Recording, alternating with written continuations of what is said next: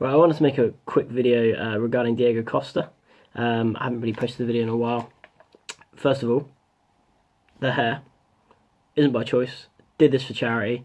As a lot of you know, I'm raising money for the victims of the Nepal earthquake. So my colleagues decided to make me dye my hair, and they held me to ransom because they raised £200 for my charity. So yeah, that's that cleared up. Don't look like this by choice. So I just wanted to talk about Diego Costa and the situation with him, what my thoughts are, and hopefully spark some sort of discussion with you guys. So obviously this season he's one of the main reasons we win the title, which we are now because of Spurs doing a Spurs and messing up, which is really great. I'm really so happy they lost to West Ham. I was actually quite concerned they were going to catch us because I thought we were due a slump, and yeah, so I mean, Costa, first half, he was fantastic. I've been probably one of his biggest critics, and I've always said that I wanted other strikers, and maybe a bit spoilt, to be honest, but I prefer a striker that's like good with the ball, can dribble at pace and take on players, a bit more exciting. Costa's obviously more of a poacher, I would say. Maybe it's been a bit too harsh on him, but he is a in-the-box striker. He's barely scored any goals for us outside the box. Barely scores headers. He's just not a tapping merchant, but he's very good at what he does.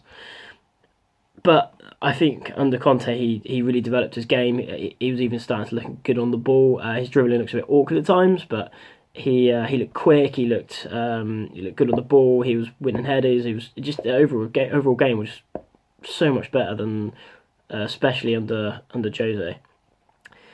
And then obviously he tailed off. I did find, because he was concentrating a lot, wasn't he, about staying on the pitch, I suppose, because he was on a yellow card suspension for ages, like 6, 7, 8 games, something like that, and he wasn't doing anything. He was just concentrating straight on the football, and that's all we cared about. And I think that's how we got the best out of him, because all he was concentrating on was making good runs, scoring goals, doing the basics, and not getting into stupid little fights, which winds everyone up, even as funny as it can be.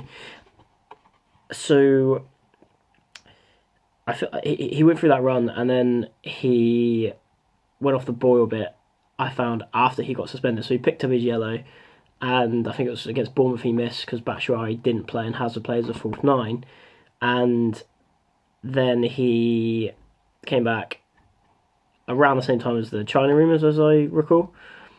I thought it was nonsense at the time.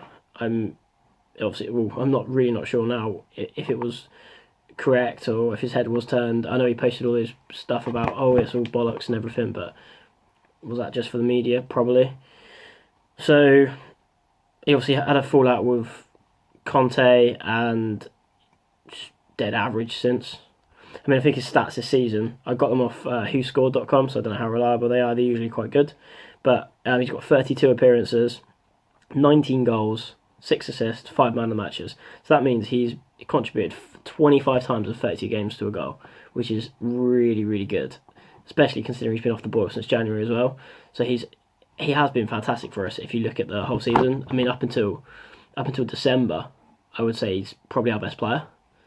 But then football fans have short memories, especially on Twitter. So everyone seems to think he's shit now. But I think in the summer, I think he needs to go.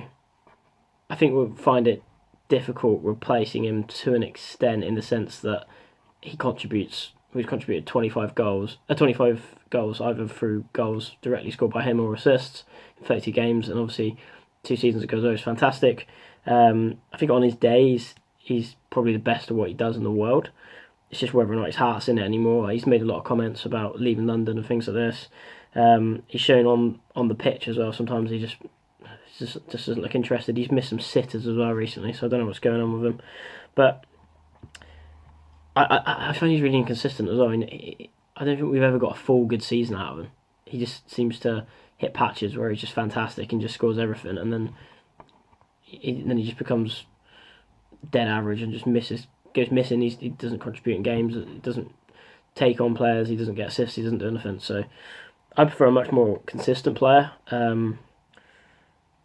I would sell him.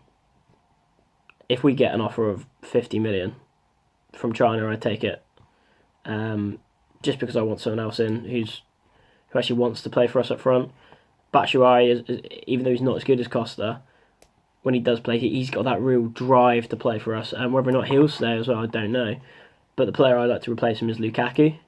I was a huge fan of Lukaku before he came to Chelsea. When he joined Chelsea, I know he had a lot of critics. Everyone said he couldn't even play football. But I mean, he's scored a ton of goals for Everton, and I think he'll do absolutely fantastic for us. And on top of that, he's a Chelsea fan, so I don't think he'll want to leave. I think he'll give it all the time, which would be nice.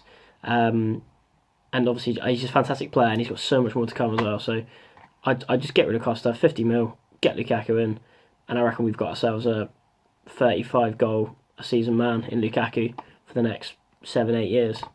And then it's just down to finding a good backup as well, but that's what I would do. I don't know what your guys' thoughts are on keeping him.